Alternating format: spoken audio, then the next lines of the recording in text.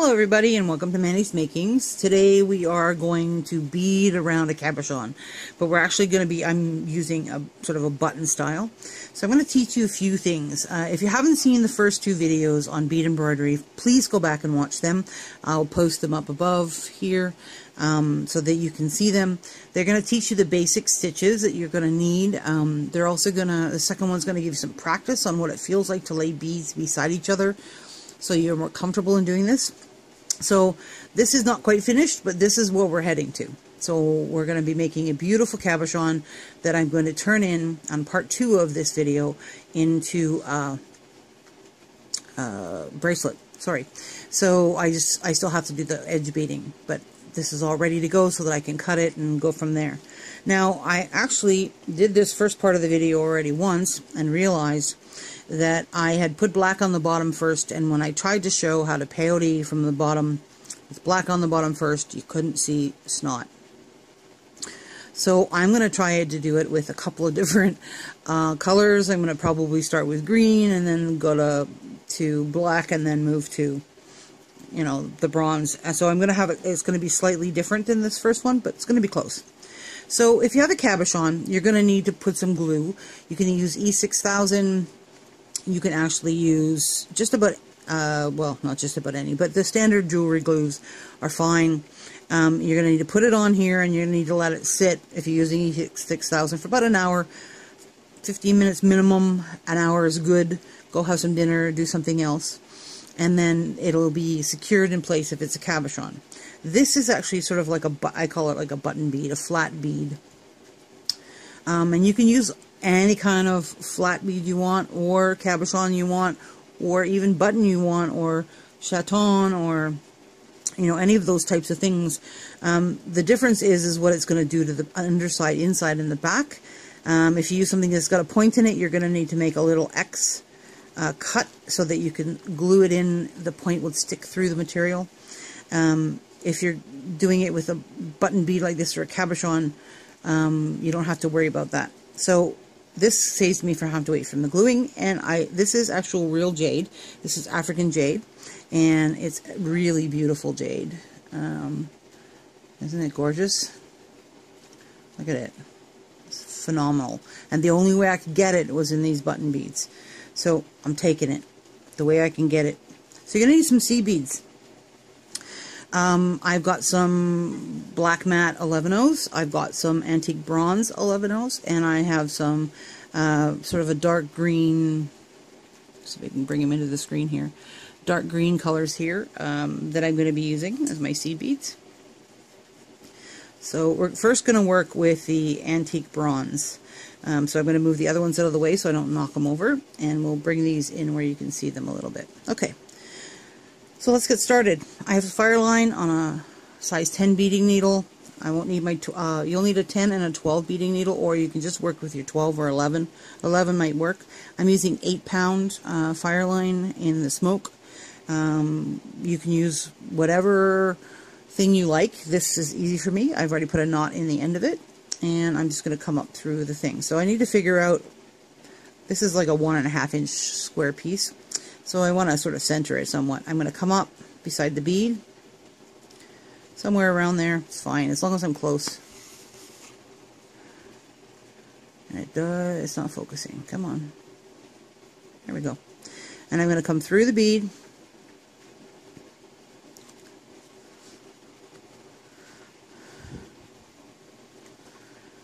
And you can do this on flat back crystals. A lot of our Aboriginal work, our rosettes, start with a flat back crystal. And then you just want to, I'm pushing up the bead so the thread is sort of sitting at 90 degrees to the button or that I'm putting on, and then I'm going straight back down again. Now, because I want to make sure this doesn't move around a lot when I'm working, I'm going to actually come back up again, somewhere around the same place, not the exact same hole. Tighten it down, just like sewing on a button. Any of you have ever done that? I'm putting it back down. I'm putting the other side back down. And this just gives it a couple of points of security. And I'm pulling pretty tight. Not enough to buckle everything, but it's pretty tight. Now, when I did mine, you're going to notice when you see we move on to the outside edging, I actually used black. And this is remember the stiffened felt I told you about that you could get from Michael's? I got, not from Michael's, yeah, from Michael's. I got stiffened felt from Michael's here in Canada. And I used this and it worked just wonderfully. So you could use that and have a black background so that you don't have the white showing as much. And because of the dark colors I'm using today, I didn't want the white to show. Alright, time to start the seed bead stuff. So when you have a button like this, I'm going to show you the profile of it. See how the edge of it here sort of sits away from the base? It's not quite on the, you know, if you have a cabochon, it's flat, so it goes straight down here, right? Well, this one doesn't quite do that. So you have to be careful when you're putting this row of beads on that you're not tucking them underneath. So if it helps, you can take a pencil and you can actually hold the bead and draw a line around it, you know, just like so. That's where you're perpendicular to the bead. So you're, you know, drawing the line where your pen's, you know, exactly perpendicular to the bead. And that'll help. Or your pencil, sorry. If you don't feel like you don't need to do that, that's great too. So what I tend to do is I tend to start not right on, I don't like to start on a steeper curve like this. And if I had a square bead, I wouldn't start on a corner. So I tend to start on an edge moving up somewhere. Okay, so watch. If I put my bead, see how that just moved the bead? Can you see the bead moving? That means it's too close to the bead. That's too far away from the bead. So I want it to come up. There, this one's perfect. See how if my needle's straight, it's not really touching the bead. There's some airspace in there. Perfect. But it's not a ton of airspace. Okay. And I'm going to do my gold first. My green first, I said. Duh. Let's throw my green in here. Okay. So I'm going to take two beads. Now these aren't perfectly 100% even, so I have to cull them out a little bit, but that's fine. So I'm going to put the two beads on, and I'm going to scooch them to the end, just like you learned in method number 1 for putting on beads. And this is a back stitch, so we're going to go straight down where those two beads finish. Okay, so let me show you again. I put the two beads on, I lay them down beside. I'm not holding this thread hard, I'm just putting my finger on it so that I can tuck these beads. Just push them down to the end, because you don't want a big space of, like, see the string hanging out there? You don't want that. So you just want to push it down to the end, and then you're going to go, now be mindful of the going straight down. I want to go straight down in front of those beads. And again, I don't want to be pushing on the cab, right? I want to be straight down. This is the first one, so that puts those two beads.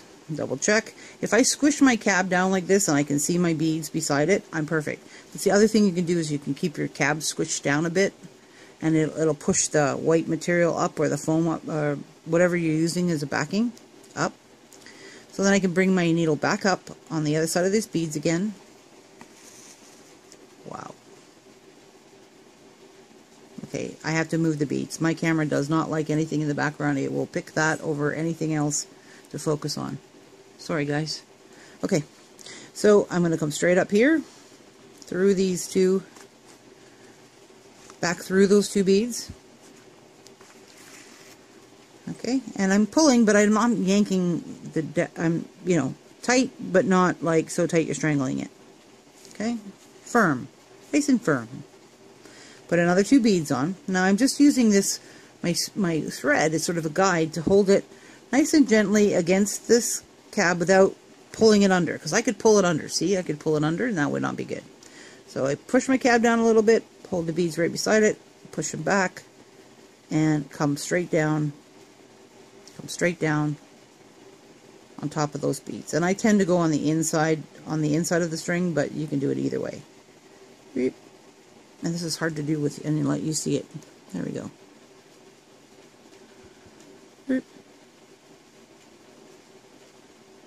Now, because this is a foundational row, it's kind of important that I get it right. So I'm taking my time. There we go. And now I'm going to come back 3 beads, and I'm going to come up right where the between the first and second bead, just so that it's like right beside the beads. And then I'm going to come back through the 3 beads. At least you can see these beads. Okay, so I'm going to add 2 more beads. Now, we're going to keep going around here, but I do want to talk about, we'll do one more of these and then I'm going to talk about some stuff. Straight down.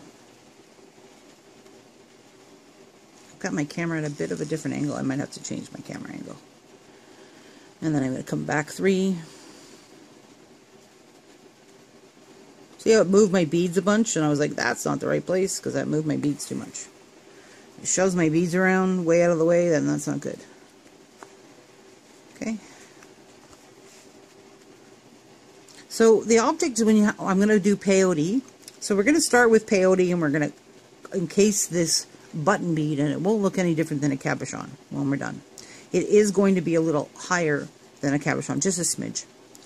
And then we're going to do some outside rows, and then we're going to do some bezeling on one of those rows to give it some dimension and some depth. Okay, so we're going to start by going around. So we're going to add 2, come back 3, go through all 3. So we're going to add 2,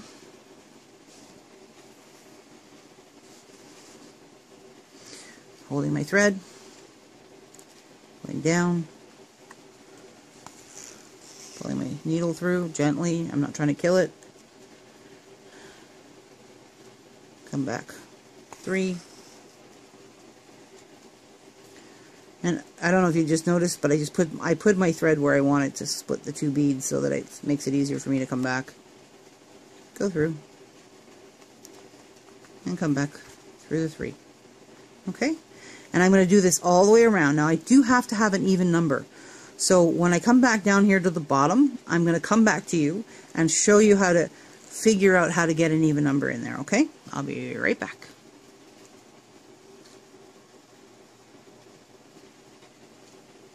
Okay, I'm back. So I'm almost there. I have these 2 beads are sitting loose. And I'm getting close, so everything else is secured down to that point.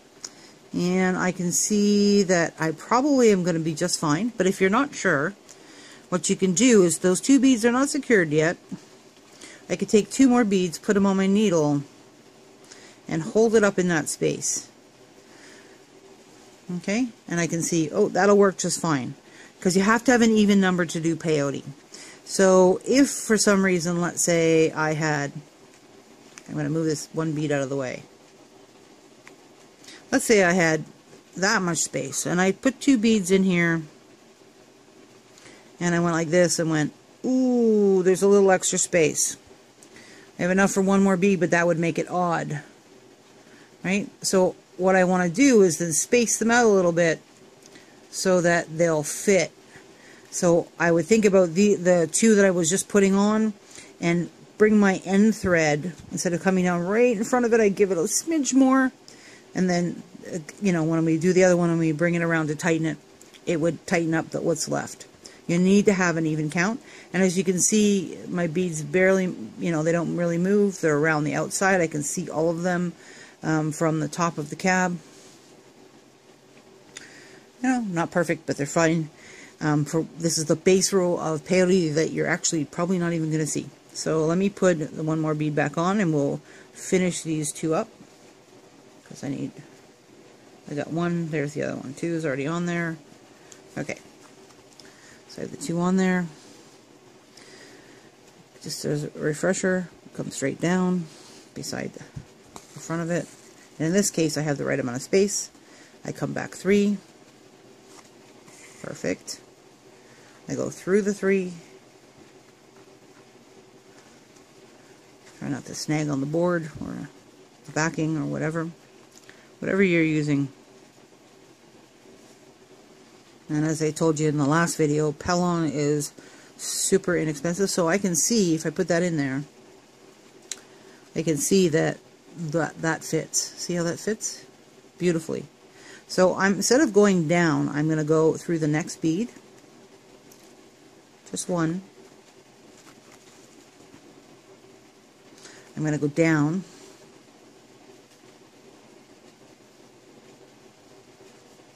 right beside it. And I'm going to pull a little bit to tighten them a little bit, and then I'm going to come back. Because remember, I have to anchor those beads. I'm going to come back. And I'm going to go through a few extra beads, and we'll start our peyote up here. Because I went down here, one of the things I like to do is always make sure that I've tacked my thread at least once. So if you want, you can go back down again. And then you can come back up wherever you'd like to start your peyote. I'm going to come back to here, and I'm going to put my needle through one bead. And that guarantees that this section is sort of tacked down. Now, if your beads are really loose and sloppy, this one is a little loose, but it'll tighten up once I cover it. So if your beads are really loose and sloppy and there's some airspace between them and you want to tighten them up, you can run your thread one more time. Because I'm using 8-pound Fireline, if I do that, it's going to make it really hard for me to peyote. And but do that if you feel like you need to. If you want to make sure it's doubly secure, So I have to go through a bead. Let's go through a bead. One bead only. So I'm just bending my project a little bit. Oh, we'll go through two. I don't really care. There we go. Ta-da! So the idea is I want my thread to be coming out between two beads. And I'm going to add the black on top. So I'm going to take a bead. I put one bead on my needle. I'm going to skip over this bead here, and I'm going to put my needle through the next bead. Whoops. So I'm going to skip over this bead here because my thread is coming out right here. Hopefully it's clear enough for you to see. So I'm going to skip over the bead there, and I'm going to go through the next bead and come back up. So let's pick up a bead, skip a bead, go through a bead. Okay? So I picked up one. So I'm going to pick up another bead. Where's my thread coming out of? Right there. I'm going to skip this bead, go through the next bead. Because of the way I'm doing it, see what it's doing? It's kind of laying on its side. Let me turn this light off. I had that on earlier to make it easier for you to see. I'm going to move my black beads over here so that I can actually find them and see them. Okay. So they tend to want to lay on their side, but that's okay. As we go along, we're going to pull in a little bit and get them to lay up towards the top. Because we're going to need to encase this bead right to about here to be able to make sure that it's not going to fall out. And I don't want to lose my African jade, so that would not be a happy girl if I did that. So again, we're coming out of this bead. We're coming out of this bead here, right here. Let me thread out of the way. We're coming out of this bead. We're going to skip this bead, and we're going to go through this bead. Okay?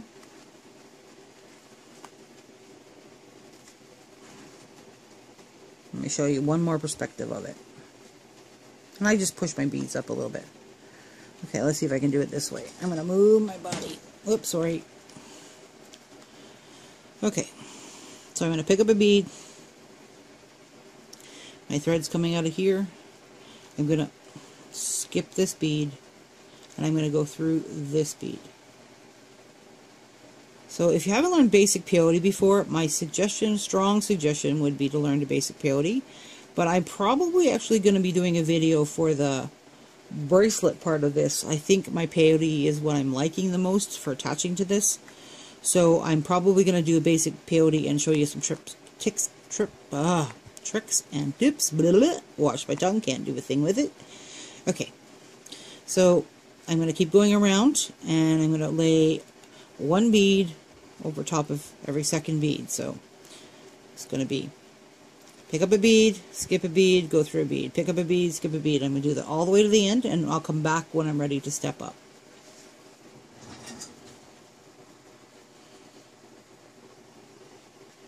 Okay, so I've gone around, and you can see it looks like a little spike thingy, cactusy thingy, I don't know. Kind of cool. If you put some pip beads or little Rizzo beads, it would kind of be funny. My brain thinks funny. I'm sorry, guys. So my thread's coming out here. I need to skip one, and then I need to go through one, and then I'm going to come and go through that black one. So let's do one at a time, because it's going to not want to go through there for me. So I'm going to come through the green one first, and then I'm going to step up into that black one on my first row. Okay. Now on my original pattern I did 2 rows of black first, and I didn't do any green, and then I did 2 rows of gold. So let's start with the gold. So I have my 11/0 gold, antique gold seed beads. I'm going to come through here. So I'm just going between the sticky outies and I'm pulling a little bit. So I'm wanting to pull this in a little bit. I'm making sure that I'm good and tight between the seed beads. Just picking up one, going to the next one that's sticking out. Lots of people on YouTube videos call them sticky outies. They're great. So go through, sticky outie, and pull. This row is the, you finally go, oh, I can breathe. Okay. So I'm going to do this row, and then I'm going to step up. I'll finish this one. I'll come back with a step up, and then we'll do another row of this, and then we'll move to another color. Okay, so I'm ready to put on my last bead, and I'm going to go through the last black bead here, which is hard to see. It's just that black spot there, and I'm going to step up through the gold. Okay, and I'm going to put it on and give it a little tug. Now I want to show you a couple things. Because I'm using a button and it's not glued on, see how I can still see the button above here? I'm trying to help you to figure out how many rows of this you need, and then you can see the peyote really well there. So do I need another row of 11/0s or not? Well, if I put another row of 11/0s, it's going to bring it up just a little bit farther, but then I'm going to have to tighten it in. So then I'd need my 15/0s. If I don't put it on, just put my 15/0s, it's going to tighten it, but it's not going to, I need it to climb over the top just a smidge. Just a smidge, so that it holds it in place, and I know that even if the thread were to fail at the back, or the bead was to cut through the thread, it would still stay on here. So you want it to come just over the edge. If it's a cabin it's glued on, it can come right to the tip of the edge, and I'm going to come just a smidge farther than that. So you need to figure that out as you go along, how many rows of beads you need. In my case, for my 18 by whatever the normal size cabs are there, that's the size of this bead, so I'm going to do another row of copper, or of my antique copper, sorry. Oh, what are they called? Antique bronze, sorry. So I'm just going through the sticky outies, just like I was before. And I know you're watching me work, I'm just going.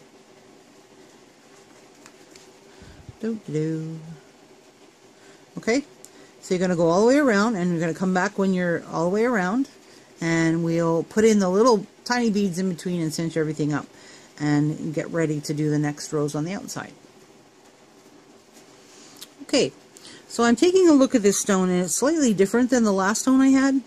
So I'm making a little bit of a change. I'm stepped up and I'm ready to put my 15/0s, and I'm going to put the Jet Opaque Matte 15/0 Toho seed beads. I actually get a lot of my beads from Eureka Crystal Beads, and then from Potomac Beads, and a few from other places. But so I'm just going to, I don't need more than a pinch, just put a little tiny pinch out of the 15/0s. So this is what I've got so far. And if you look from the side view again, it's the same height now as my top of the very top of my cab. So it's perfect. So I'm happy. Very happy girl. So I'm going to do the same thing as we did before. So I've stepped up. I'm coming out of this bead, and I'm just going to go into the next one with the 15. Now the 15 is a lot smaller. So I don't know if you can see it because it's black. I'd always pick colors you guys can't see. Okay, let's see if we can get my finger behind it. See the black bead on top of this black bead? So this black bead is a lot smaller, and you can see some string there. We're going to pull when we get going, and it's going to pull it in and sort of snug up everything. So let's go around a little bit. See where my thread is. So I'm just going through the next bead, putting on a 15. Next bead.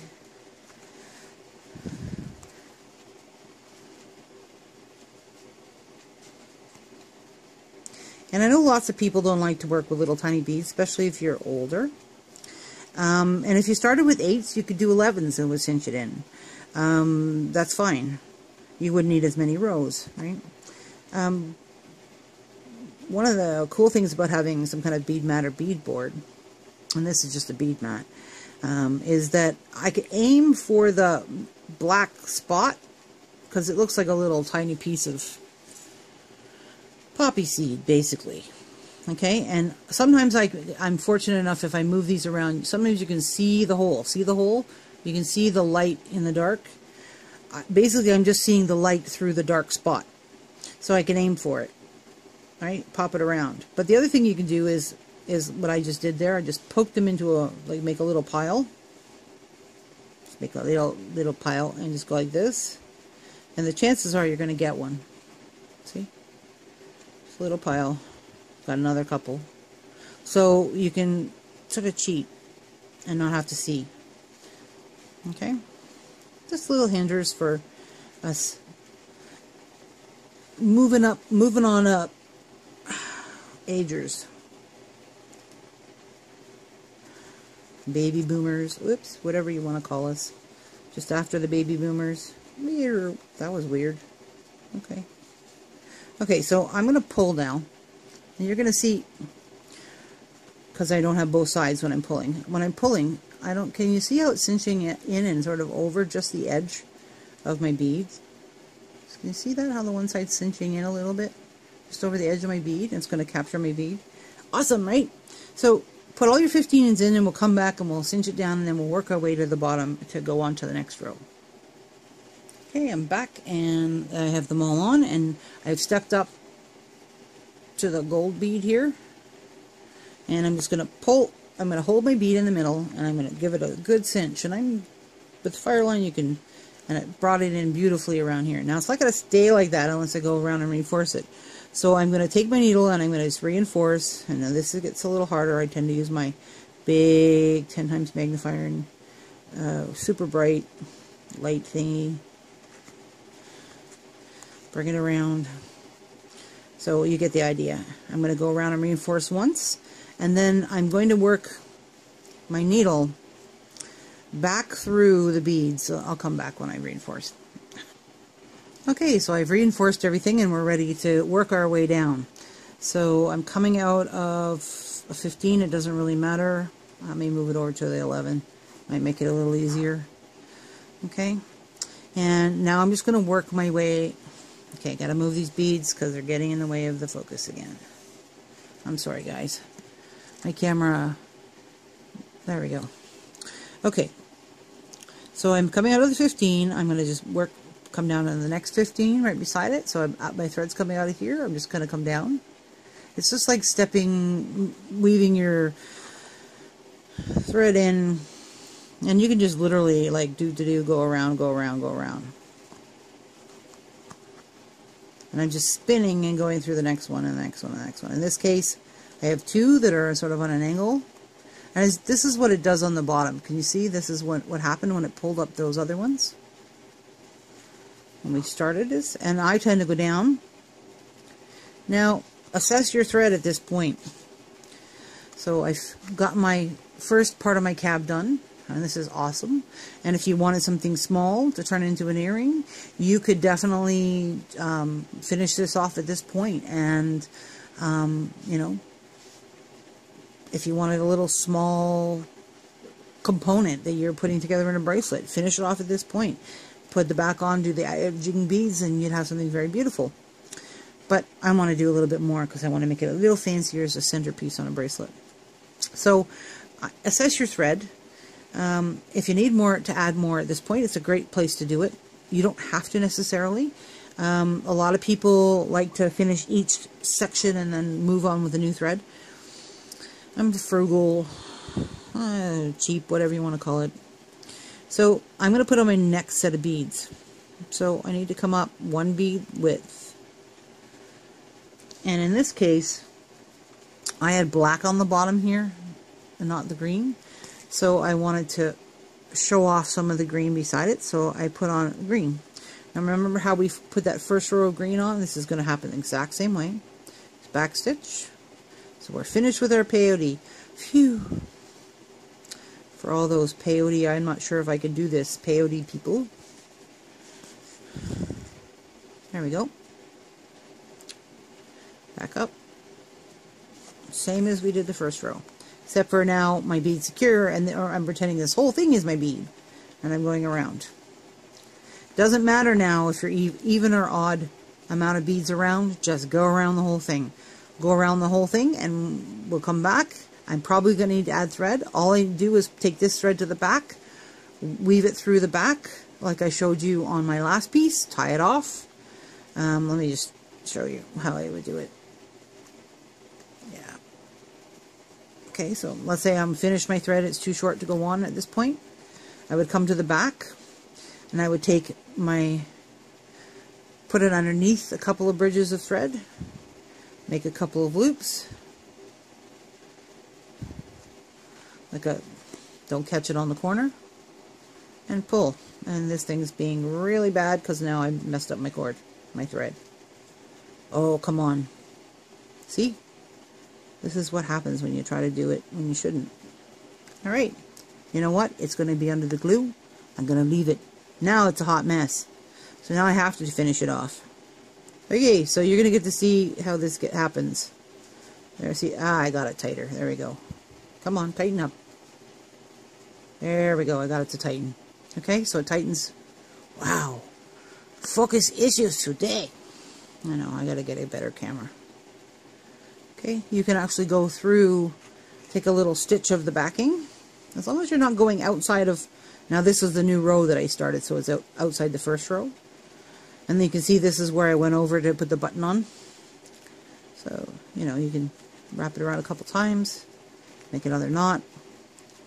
If this makes you feel happy. Okay, and then we're going to continue, start the next one with a fresh knot, come in, take a little stitch, you know, put the knot in here, take a little stitch over, pretend this was knotted, take a little stitch over, and then the knots on the back, and then I would come up where I needed to come up to continue on. Okay, so come back to me when you get this whole row done, and we'll talk about what's going to happen next. Okay, so I'm almost finished this row, and I kept them pretty tight to this center piece because I don't have to worry about it slipping underneath. So I can just need to check to see how many I need. And I thought I'd show you this part again because this sometimes can be the fickle piece. So in this case, we don't need to worry about being even. Sorry, don't worry. So I'm thinking I can get in 2 really comfortably, probably 3. So let's see if I can find a skinnier one. I tend to have some around in this one. There's a skinnier one. So again, I have 3 left. Go through the last one. Look at that, beautiful. It fits in there nicely. Come back down. And I'm coming in pretty close to my cab because I don't have to worry about, I want it to butt up nice and tight. And then I'm going to come back and re-secure. So you're going to have a longer piece coming up the back. Just to make sure I've got it all. So I'm going to go down 3. Okay, so I'm pretty sure I got it. I'm going to go around and reinforce another time. And after I do that, I'm going to do the same thing with a row of black beads on the outside of this. And with the black beads, you know, go around a couple of times as well with an extra reinforcement. And I'll come back when I get both of those done, and I'll show you how to do this bezel section right here, where the little section of 15 O's that sort of go between the green and the black to sort of add a little extra a secondary raised area. Okay, so I'll be back when I have those 2 rows on, and I've reinforced this one, put on the black one, reinforce that one, and when we get ready to start the bezel area. Okay, I'm back, and as you can see, I've got my 2 rows on, and other than this last row that I need to put on, that I'm going to put in sort of in this ditch here between the 2 sections of beads to add some pop here. You could leave it like this if you like. It's up to you what you want to do with it. It is your Your creation. So this row here was black on my original one. It's not on this one. So it looks like there's more green. Physically looks like there's more green on this particular bead embroidery piece than the other one. So I went around and took my needle down and brought my needle back up between the two rows. See, it's sitting between the two rows. So this works the same way as the other one, and I'm using my bronze size 15. They're number 221, and I buy these wholesale because I use so much of them. But come on, come into focus. There we go. So they're really tiny. Now this is my size 10 needle. When I go and circle around them one more time, I may have to change to a size 12 needle, but for this first round I should be okay with a 10. So you can keep your 10 on for now. For your final round you might have to rethread your needle with a 12 to go around one more time to make it nice and pretty. Okay, so I'm going to start with my 2 beads and I'm going to go back down. Again, you can sort of lay them on top. Now we don't want them to drop down, we want them to actually stay on top between the 2 sets of beads, and it makes like this little raised section. So it gets a little more complicated because now when I try to stick my needle down exactly where I want it to go, sometimes it won't go because the other beads are pretty tight against each other and there's not as much space.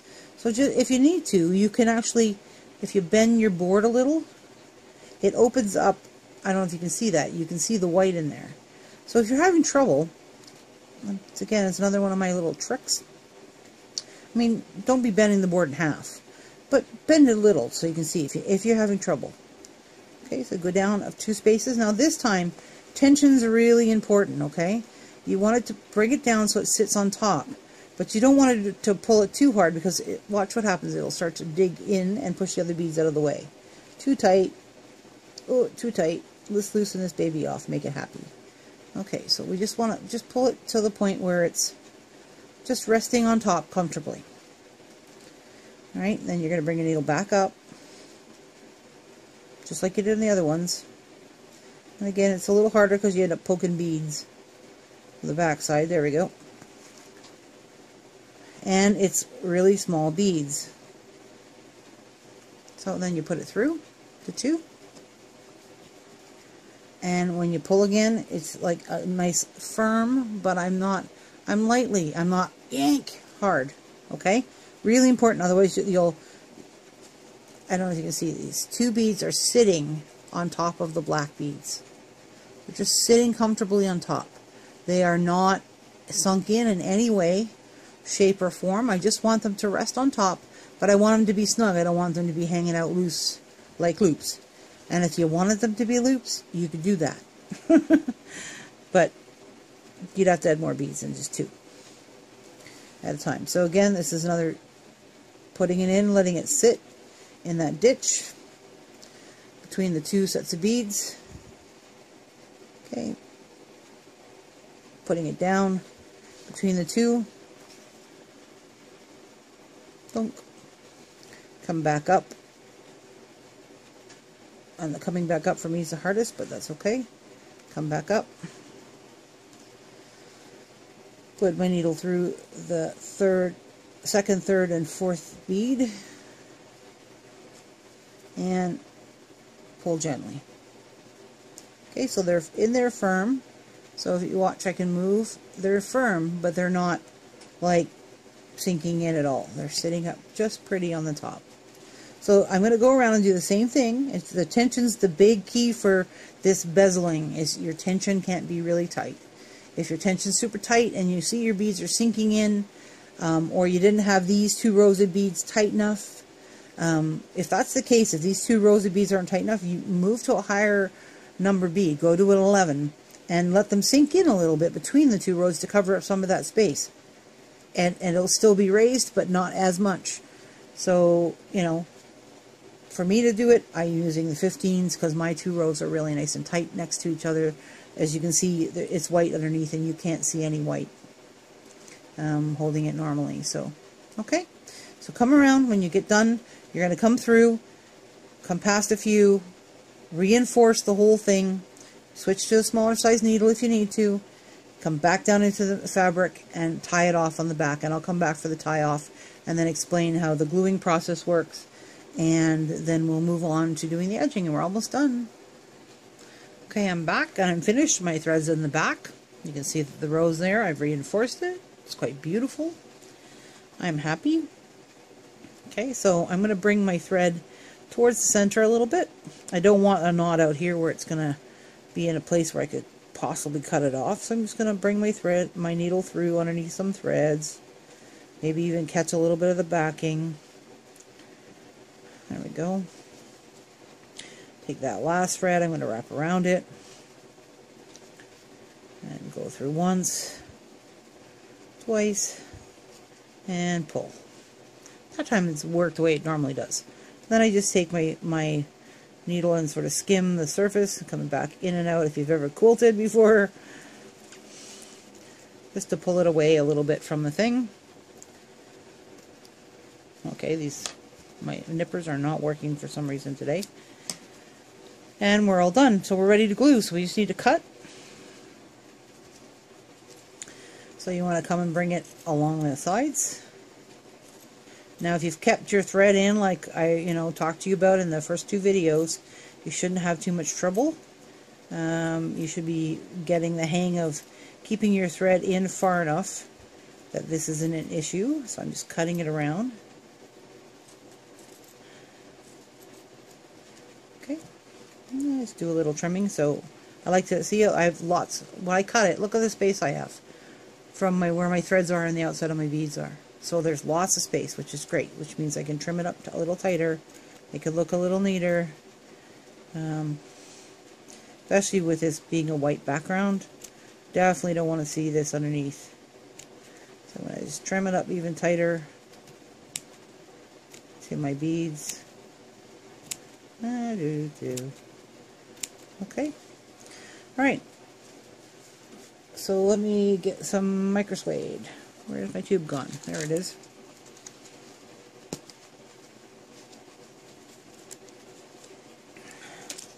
Now if you have lots of scraps, great. If you don't, I have this little scrap that I've kept, but it's not wide enough to cover the back. So not going to work for this one. But if I cut off a piece here, it would be big enough. But there's the other thing you can do is you can literally glue it on the bigger sheet and then cut it out from the bigger sheet and keep it, because maybe I need this narrow strip on this end and I would waste some of my micro suede. It's up to you how you want to do it, what works for you. So let's glue it down. So I have a little tiny baby tube of E6000. See, little baby tube. So I'm going to take it and I'm going to put some in the middle, because that's where I want it the most secure, is in the middle. So I'm putting a glob in the middle.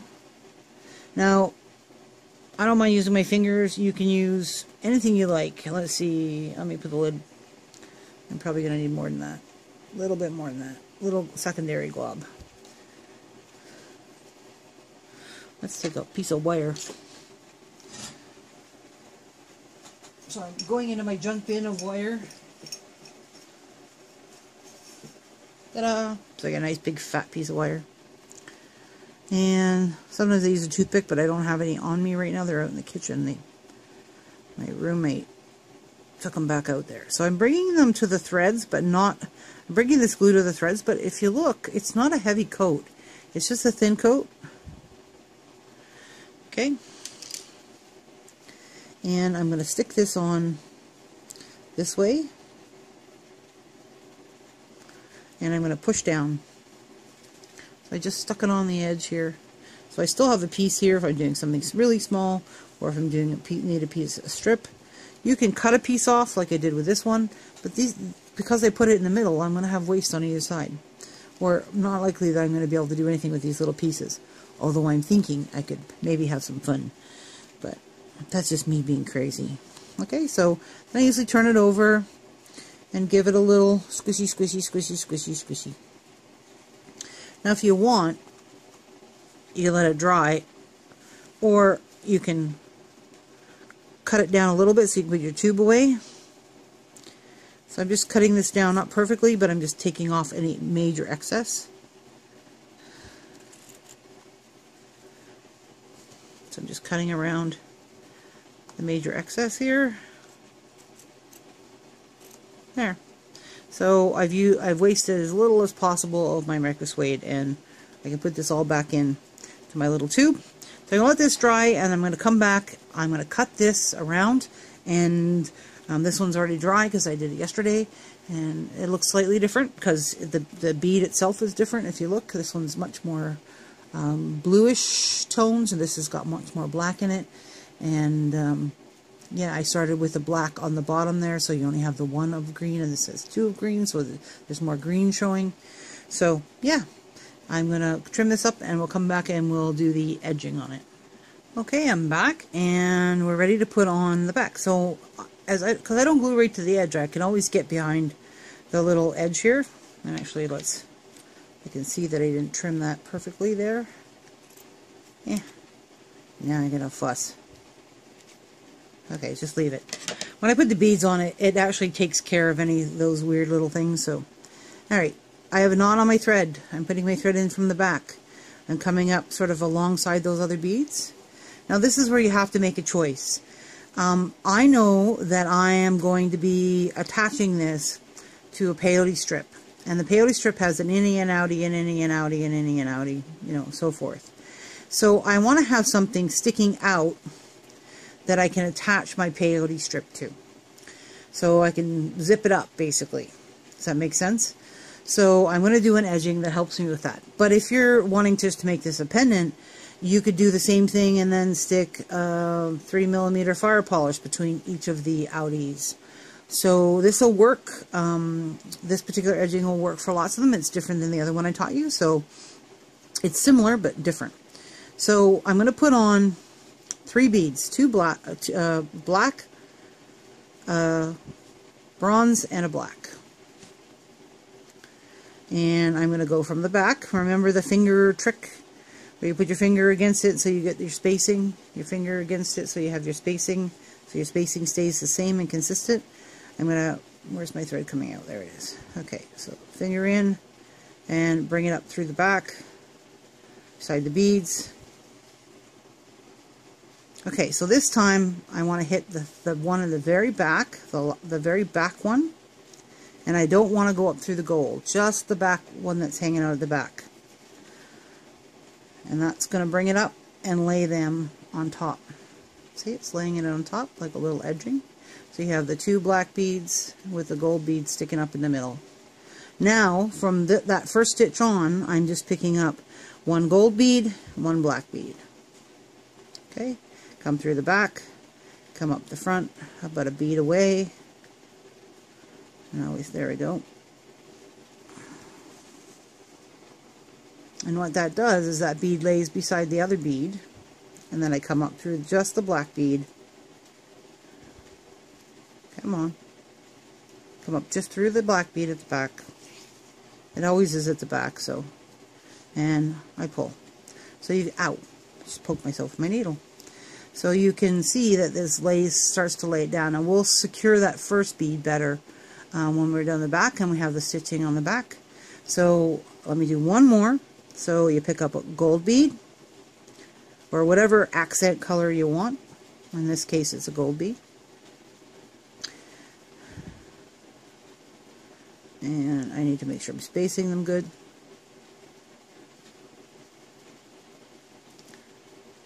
I'm not liking that one. There we go. Let's bring it on the other side of those beads. Just moving my needle around to bring it up to the other side of the beads. Now, what I'm assessing, and I know you can't really see the black bead very well. Let me see if I put my finger behind it. There's a black bead there. I don't want that needle. I want that needle to be a full bead space away from the other one. And I'm just making sure that I'm a bead space away, because otherwise it'll get cramped in here and get all crinkly. Remember how we had the other one? So, there we go. And if you look up close, really close up, you can get it to focus. Come on, baby. Focus for me. I know you can do it. You see the top of the hole there for a flash for a second.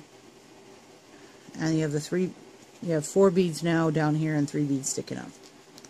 Okay, so it's gold and then a black, come through, go through the just black only, gold, black, come through, and I'm going to do the edging on the whole thing. See my stitches on the back side? Beautiful. And just keep going until you do the whole thing, and then I'll show you how to finish it.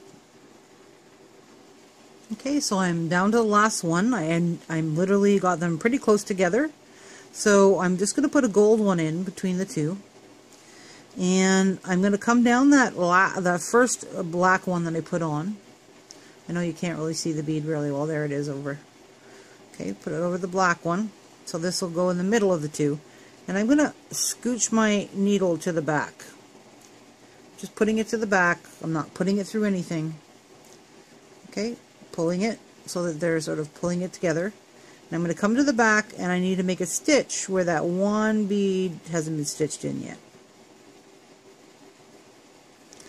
And I'm going to come back up, so I'm coming out from the bottom of this bead here between these 2 gold beads, and I'm coming back up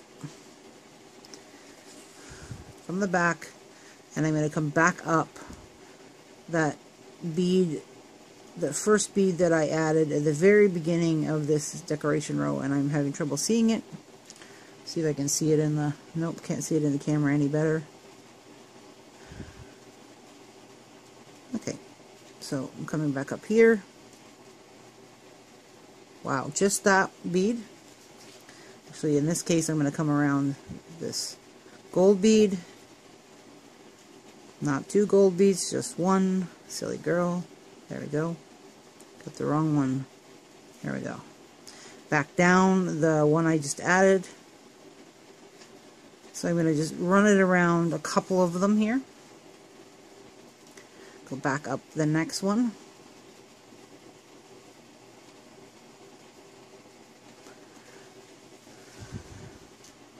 So that sort of fastens it all in.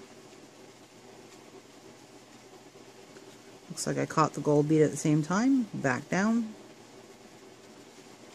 Okay, let's bring it back up to the top. Go back up the next one.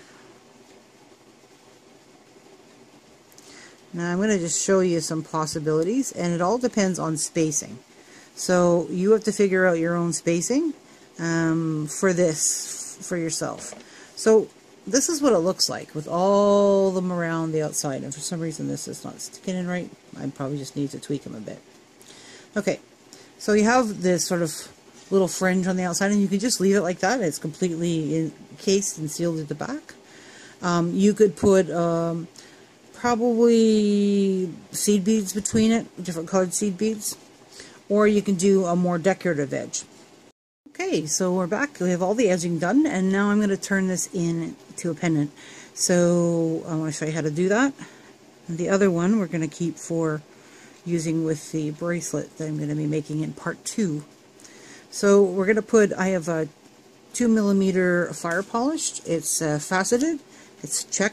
It's round Mirror Fern Green. So it has like a little flashy mirror side, and kind of fun. And it's a nice color green.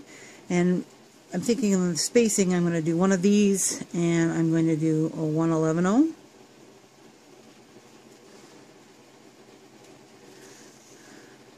And then one of these, and then 1/11-0 all the way around. So I end up with a really beautiful edge.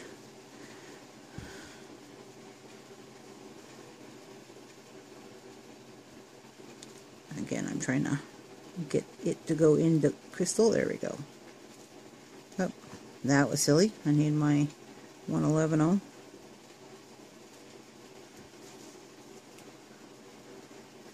And one of these. There we go. One of my 2mm. And I'm going to do that all the way around the edge. I think it's going to look really great with this particular pendant. And I'll come back and show you how to put the bail on. Okay, so we have it all on, and I've come out through the last one that I have here. Now I just need to figure out sort of where my center is.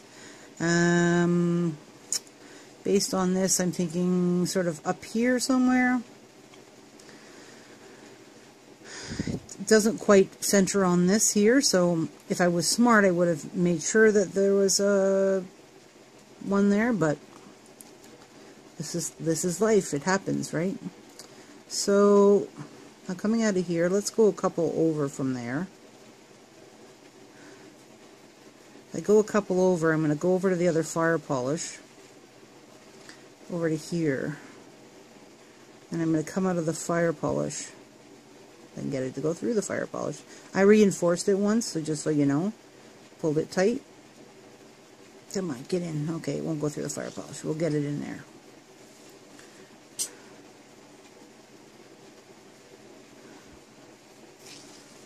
Okay, so I got through that fire polish. So if I take it from that fire polish to this fire polish, it should look more balanced.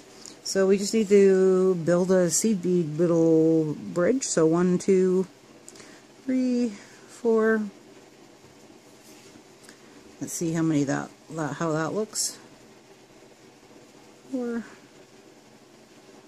5, 6, 7, 8.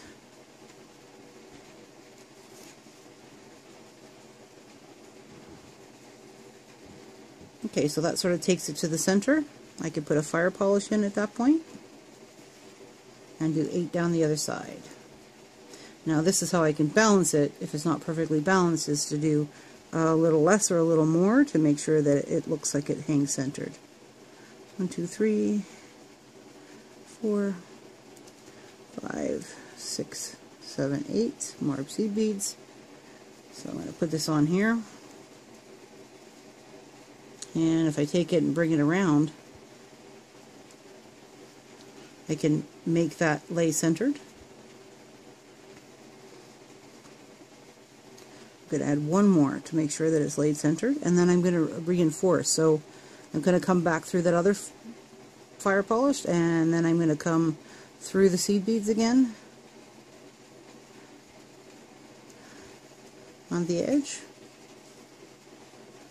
And then I'm going to build a little loop on the top of this. So it's going to hang like this with a little loop on the top. So bringing it back through the seed beads, back through the fire polish. And then I'm going to reinforce and go around. But on this reinforcement, when I come up, I'm just coming up the seed beads. Hopefully, let me turn this off. Maybe I'll stop getting a shadow for you. I'm going to bring it up to the fire polish. When I get to the fire polish, I'm going to tighten it. And then I'm going to just put a little circle of, let's see, we'll do 1, 2, a black 1, 3, 4, just to add a little bit of black in there at the top end. And we're going to circle back around the fire polished once. And then twice.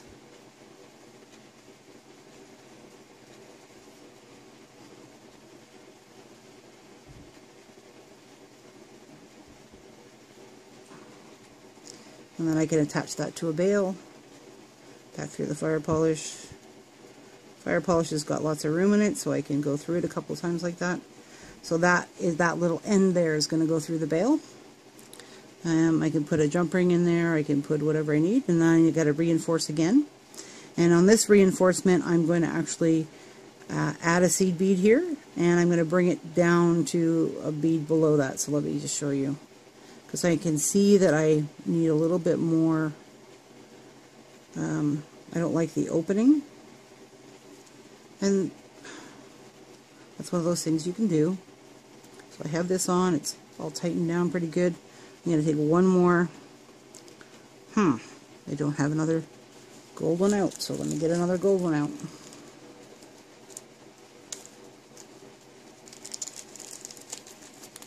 Couple more. I have some 11-ohs, but I don't 15-ohs, but I don't have any 11-ohs. So I grab a 11-oh, and I'm going to just take it to the second one past the fire polished, and I like that, the way that looks better. See how that hangs, sort of. And I'm gonna this time run it actually under the material, okay, but not through the back. So I'm okay, where am I? There. I'm going to come down into one of these ones here. This is the one on the edge that I put onto the leather when I first did it. I'm going to bring it through the back, between the layers, bring it out approximately where I need it. And if I need to go somewhere further, I can bring it along the beads, these black ones here, to where I need it to come out, which is about here. And then I can come back up that black one there. So it's setting me up to be on the other side where I need to be. And I need I'm going to come through here, because I have to be coming out the other side. Oh, there we go. That's the middle of the 3 on that side. And then when I add the 11-0 again on this side and put this back through to reinforce one more time, it fixes that side too. Now that one's not sitting as well, so I gotta figure out why. Probably coming out the wrong side of the bead.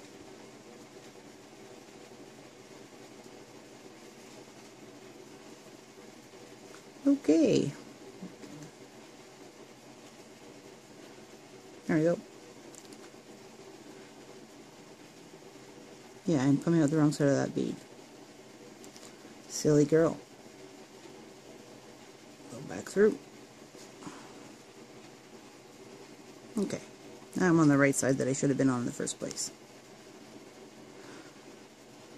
Now I can come up and it'll sit better. Just want to make sure you get all your beads when you go around and reinforce.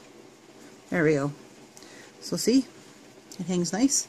So I'll continue to reinforce, and then I'll come back down through the crystals here on the side, and I'll knot off just before one of the crystals, and then pull the knot through and do that 2 or 3 times. And I will have, my cabochon will be complete and ready to be hung on something with a bail or whatever we need. And thank you for being with me today, and keep on making for Manny's Makings. Bye!